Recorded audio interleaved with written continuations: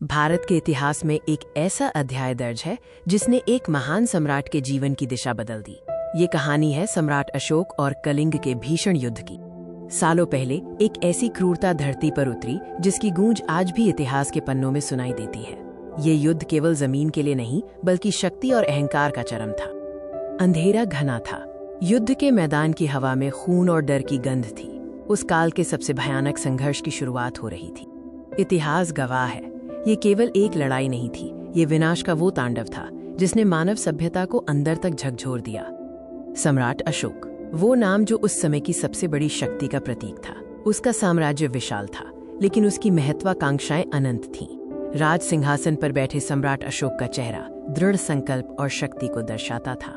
उसकी नजरें दूर क्षितिज पर थीं, जहां कलिंग का स्वतंत्र राज्य उसकी अधीनता स्वीकार नहीं कर रहा था। युद्ध की घोषणा हो चुकी थी। मौर्य सेना का प्रस्थान किसी विशालकाय नदी के बहने जैसा था।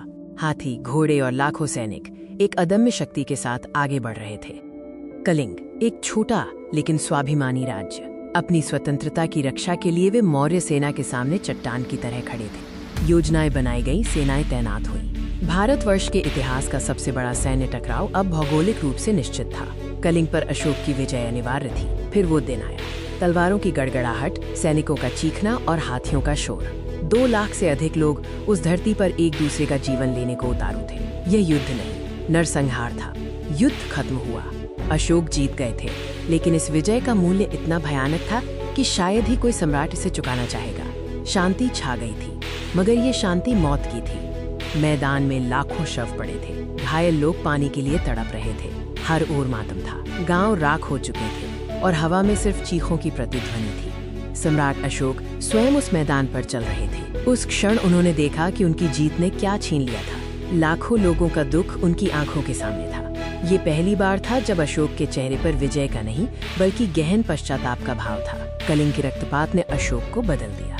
दिग्विजय का मार्ग छोड़कर उन्होंने धर्म विजय का रास्ता अपनाया। ये साम्राज्य का नहीं, आत्मा का परिवर्तन था। तलवार की धार छोड़कर उन्होंने धर्म की राह चुनी। बुद्ध की शिक्षाओं ने उनके घायल हृदय को शांत किया। अशोक अब चंड अशोक नहीं बल्कि धर्माशोक बन गए थे। उन्होंने अपने पूरे साम्राज्य में प्रेम, दया और अहिंसा का संदेश फैलाया। उन्होंने लोगों की भलाई के लिए काम किया, अस्पताल और सड़कें बनवाई। उनका साम्राज्य अब शांति और करुणा का प्रतीक बन गया था। सम्राट अशोक का जीवन हमें सिखाता है कि शक्ति का असली अर्थ विनाश में नहीं बल्कि निर्माण और करुणा में है। सबसे बड़ी विजय युद्ध के मैदान में नहीं जीती जाती।